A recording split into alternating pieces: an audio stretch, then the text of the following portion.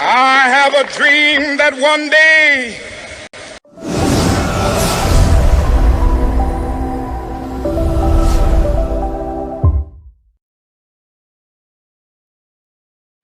Example 8 here deals with mixed AP and GP problems.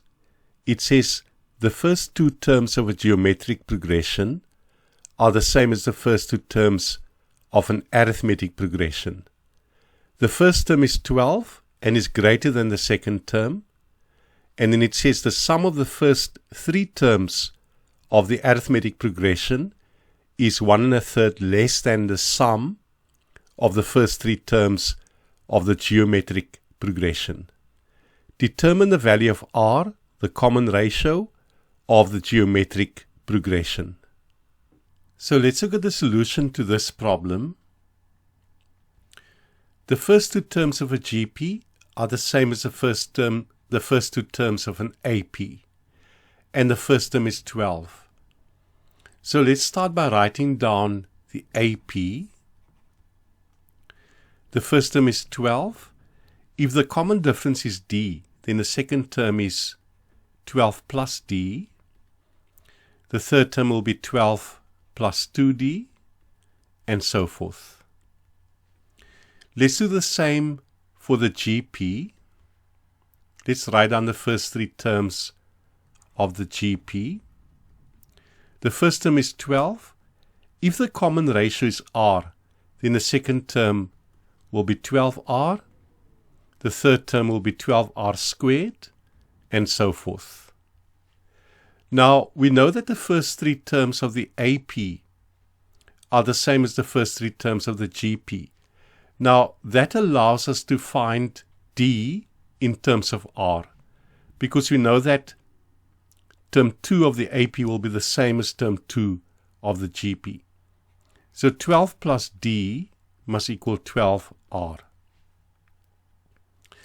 And hence D will equal 12R less 12. And we can call this equation 1. Now, we are interested in the sum to three terms for both the AP and the GP, because it says the sum of the first three terms of an AP is 1 1/3 less than the sum to three terms of the GP. So let's work out the sum to three terms for both the AP and the GP. So for the AP, using the sum formula for APs,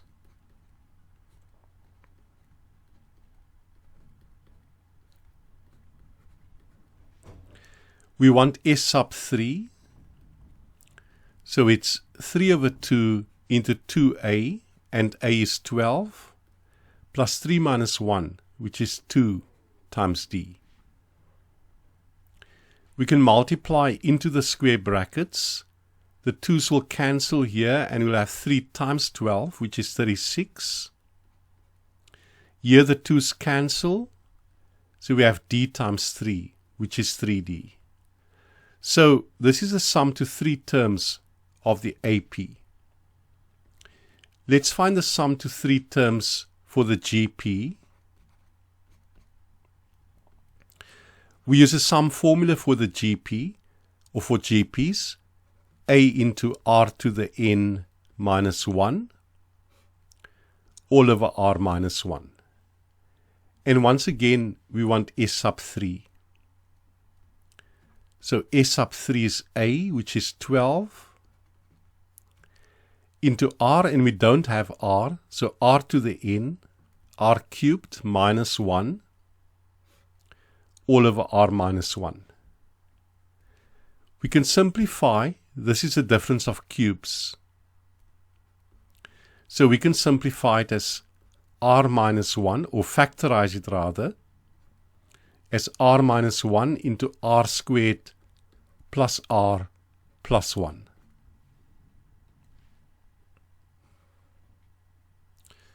So this is all over R minus 1.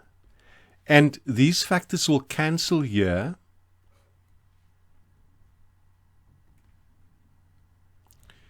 We can multiply the 12 into the brackets. So it's 12R squared plus 12r plus 12.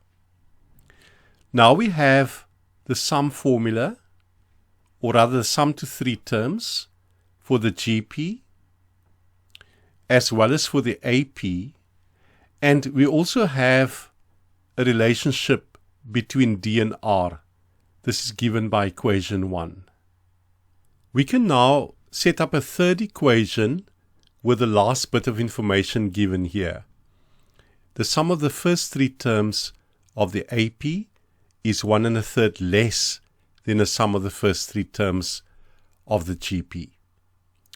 So we have the sum of the first 3 terms of the AP, so it's 36 plus 3D.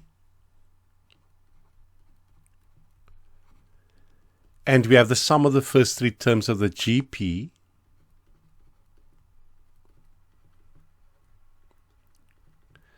so the left-hand side here is 1 1/3 less than the right-hand side.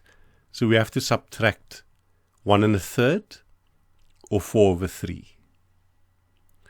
We can simplify this equation. So we have 36 plus 3D is 12r squared plus 12r. And 12 minus 1 1/3 is 10 2/3, or 32/3. You can do this on a calculator, of course. We can multiply through by 3 to get rid of the fraction on the right-hand side. So that's 108 plus 9D equals 36r squared plus 36r plus 32. So 9D equals 36r squared plus 36r, and 32 minus 108, just adding like terms, comes to negative 76. So minus 76. We can call this equation 2. So this equation is in terms of both D and R, but we do have the relationship between D and R from equation 1. D equals 12R minus 12. So we substitute equation 1 into equation 2.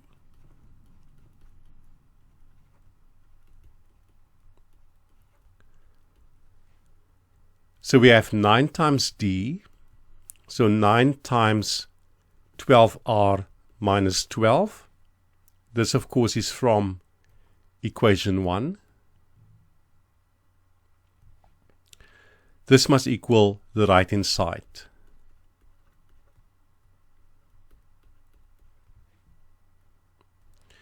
We can multiply the 9 into the brackets here.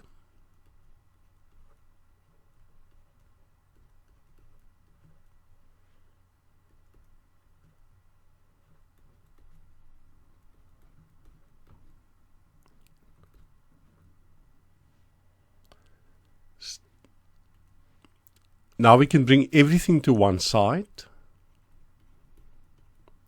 So we have 36 minus 108. So 36 minus 108. That's negative 72. And then we have negative 76 plus 108. So basically 108 less 76, and that's 32.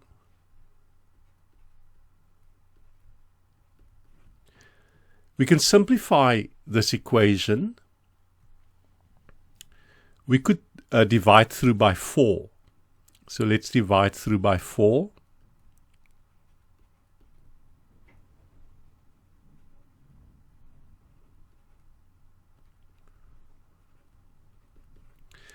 So we have a quadratic equation in R, and we can use a quadratic formula to solve it with.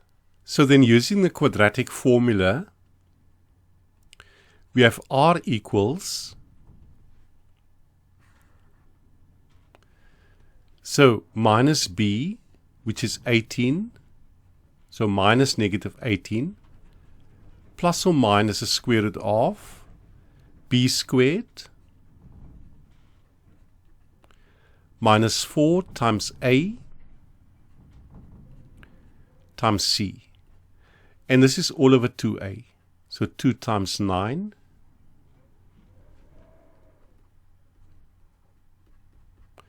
Now, on a calculator, what's under the square root comes to 36. So we'll have the square root of 36, which is 6. So it's 18 plus or minus 6 over 18. So we have two potential values for r. R will equal 18 plus 6, which is 24 over 18, or r will equal 18 minus 6, which is 12 over 18. We can simplify these to fractions. 6 into 24 4 times, and into 18 thrice, and 6 into 12 twice, and into 18 thrice. So r could be 4 over 3 or 2 over 3. But there is another bit of information given. It says here the first term is 12 for both the AP and the GP, and is greater than the second term. So for both the AP and the GP, the first term must be greater than the second term. So 12 here must be greater than 12 over r. So if you look at our two answers, we see that the only value of r that will work here will be 2/3, because 12 times 2/3, so 12 times 2/3, 3 into 12 4 times 2 is 8. So that's going to give us a second term of 8. So the first term will be greater than the second term. However, if we use 4 over 3 for r, we'll get 12 times 4 over 3. 3 into 12, 4 times 4 is 16. So if we use 4 over 3 for r, the second term would be 16. So that will be greater than the first term. But we are told that the first term is greater than the second term. So the only answer that's going to work here will be r is equal to 2/3. So hence r equals 2/3 only.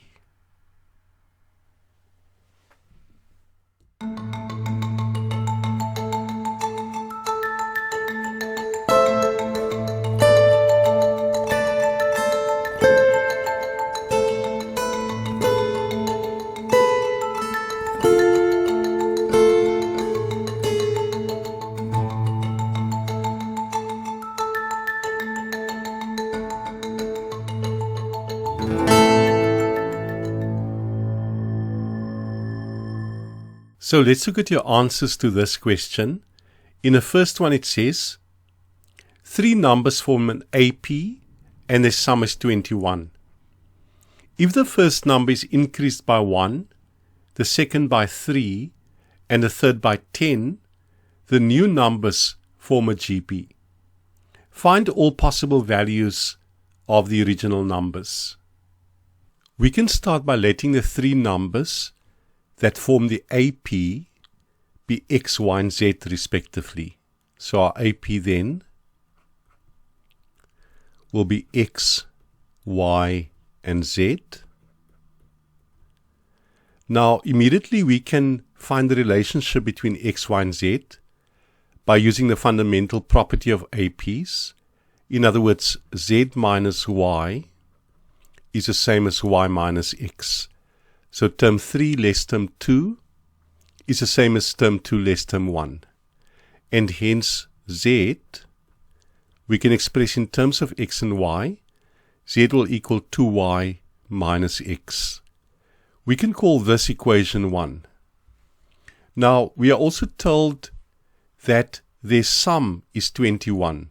So the sum of the 3 terms, and hence we know that x plus y plus z must equal 21. Once again, we can make z the subject here. So z will equal 21 minus x minus y. And we can call this equation 2. Now we can equate these two. So 2y minus x must equal 21 minus x minus y. The x's cancel on both sides. Then we can bring the negative y to the left-hand side. So we have 3y equals 21. And solving for y, we see that y is equal to 7. So we can rewrite the AP now because we have the value of y. Our AP then will be, so the AP will be x, y, and y is 7. So x, then 7, then z. So then our AP is x, 7, and z, where 7 is the value of y. Remember, we still have equation 1, where z is equal to 2y minus x, and we can use this equation to write z entirely in terms of x by plugging in 7 for y. So when we plug in 7 for y here, we get 14 minus x. So then x, 7, and 14 minus x will be the terms for our AP. Now, it also says if the first number is increased by 1, the second by 3, and the third by 10, the new numbers form a GP. So, the first number is increased by 1, so then we'll get a GP, so x plus 1. The second number by 3, so 7 plus 3 is 10. And then the third number by 10. So 10 plus 14 will be 24, and then minus x. So this will be our GP. Now we can use the fundamental property of GPs. So term 3 divided by term 2 must equal term 2 divided by term 1. We can cross multiply and add like terms, and in fact we get a quadratic equation. So I'll just write down the final result. Negative x squared plus 23x then minus 76 equals 0. We can solve for x here by using the quadratic formula. And when we do this, we'll get x equals 4 or x equals 19. Now, to go back to the question, it said find all possible values of the original numbers. So we can start by using x equals 4. So let's see what our AP will be. It will be 4 and then 7 and then 14 minus 4. So 4, 7 and 14 minus 4, which will give us 10. Then we can also use 19 for x. So in this case, our AP will be 19. That's our first term x. Then 7. And then, of course, 14 minus 19, which is negative 5. So these are the possible APs that we'll get. In a second question here, it says, the first, third, and 11th terms of an AP are also the first 3 terms of a GP. If the first term is 1, then calculate the first 3 terms of the GP. So we can write down the first three terms for the GP. The first term is 1. This is the same as the first term for the AP. Then the second term of the GP will be the third term of the AP. So A plus 2D or 1 plus 2D. Then the third term of the GP is the 11th term of the AP. So A plus 10D, in other words, 1 plus 10D. We have to calculate the first three terms of the GP, and we can do that once we have the value of D. Now, we can find the value of D by using the fundamental property of GPs. In other words, term 3 divided by term 2 must equal term 2 divided by term 1. We want to solve for D here, so we can cross multiply 1 plus 2D times 1 plus 2D is 1 plus 2D all squared, and 1 plus 10D times 1 is 1 plus 10D. Now we can square out the left-hand side, so it's 1 plus 4D plus 4D squared the ones cancel on both sides. So we have 4D squared plus 4D minus 10D, of course, is negative 6D. So minus 6D equals 0. We can take out 2D as a common factor, and we'll have 2D minus 3 equals 0. So hence 2D is 0, or 2D minus 3 is 0. In this case, D will equal 0 when we divide by 2 on both sides, and in this case, D will equal 3 over 2. Now, to go back to the question, we needed to find the first three terms of the GP. So we have two possible GPs. Firstly, when D is 0. So when D is 0, our GP will be, we know the first term was 1. The second term will be 1 plus 2 times 0. And the third term will be 1 plus 10 times 0. So we'll have a sequence of 1s. And this is a legitimate GP. Then when D is equal to 3 over 2, our GP will be 1. Then it's going to be 1 plus 2 times 3 over 2. So 1 plus 2 times 3 over 2. And this, of course, is 4. And the third term will be 1 plus 10D. So 1 plus 10 times 3 over 2. And this is equal to 16. In other words, it will be 1.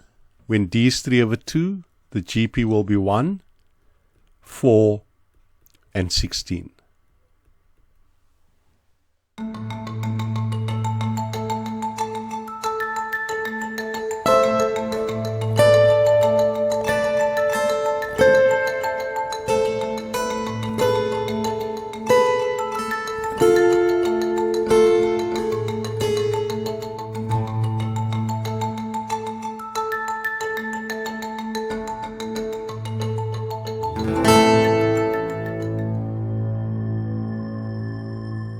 So in this question it says, the following sequence has the property that the sequence of numerators is arithmetic and the sequence of denominators is geometric. And we are given the sequence here. The numerators form an AP and the denominators form a GP. In the first question it says, write down the fourth term of the sequence. We are given the first three terms. So let's start with the numerators.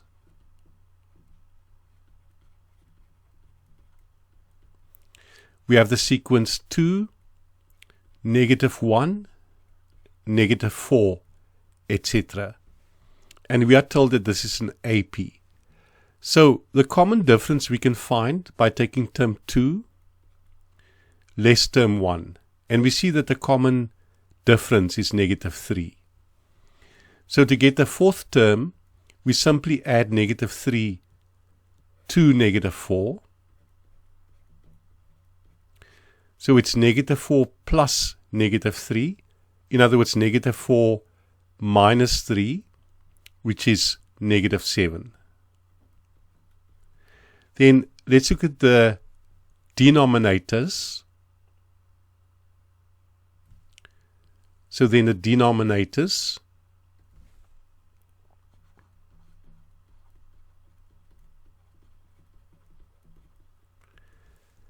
and the denominators form a GP. We have 1, 5, 25, etc. So 1, 5, 25. And we can get the common ratio here by taking term 2 divided by term 1. So 5 divided by 1 is 5. So we multiply by 5 to get to the next term. So to get to the fourth term, we multiply by 5. And of course, we're going to have 25 times 5, which is 125.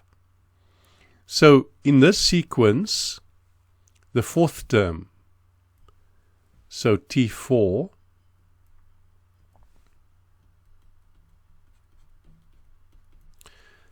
T4 will be -7 divided by 125. Then in a second question, it says, determine a formula for the nth term. So the way we're going to do this is to find a general term for the numerators, in other words, a general term for the AP, and in a general term for the denominators, in other words, a general term for the GP. So let's look at the AP. We're going to use the formula T sub n is A plus n minus 1 times D. We have the first term of the AP. It's 2. So it's 2 plus n minus 1 times D. And of course D we saw was -3. So n minus 1 times -3. We can simplify this. And we see that T sub n for the AP, in other words, the general term for the AP, is 5 minus 3n. Let's now look at the GP. We're going to find the general term for the GP, and we're going to use T sub n is AR to the n minus 1. Now, for the GP, A is 1 and R is 5. So it's going to be 1 times 5 to the n minus 1. In other words, 5 to the n minus 1. Now, we need to write down the general term for the original sequence. So therefore, for the original sequence,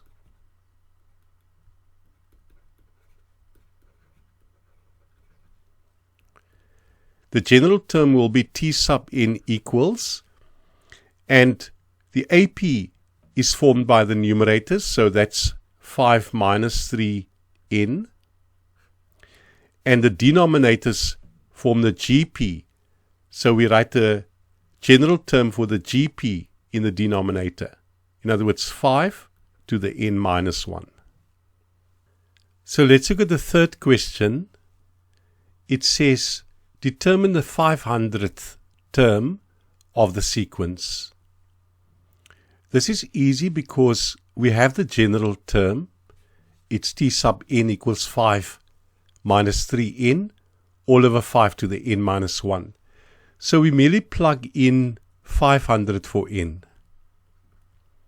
So 5 minus 3 times 500 all over 5 to the 500 minus 1. So 5 to the 499. So we can work out the numerator here. 5 minus 3 times 500. Negative 1495. So negative 1495. And we can leave the denominator as is. It's going to be quite a large number. So it's 5 to the 499. Then coming to the last question, it says, which will be the first term of the sequence to have a numerator which is less than negative 59? Now, we know that the numerators form an AP, and we already have the general term for the AP. It was 5 minus 3n. So, essentially what we have to do is, we have to take the general term of the AP, in other words, of the numerators, and this has to be less than negative 59. And of course, the general term, as we said, was 5 minus 3n. So this means that 5 minus 3n must be less than negative 59. So negative 3n is less than negative 59 minus 5. In other words, negative 64. And we divide by negative 3. So we see that n is greater than negative 64 divided by negative 3.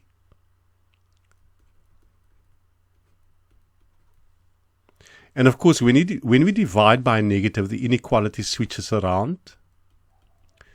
So we see that n is greater than 64 divided by 3. And it's 21,33. So 21,33. Now, n is the number of terms, so it must be a natural number. The natural number bigger than 21,33, but closest to it, of course, is 22. So n is equal to 22.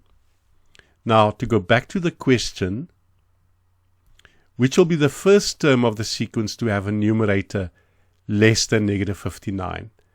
So the first term to have a numerator less than negative 59 will be t sub 22.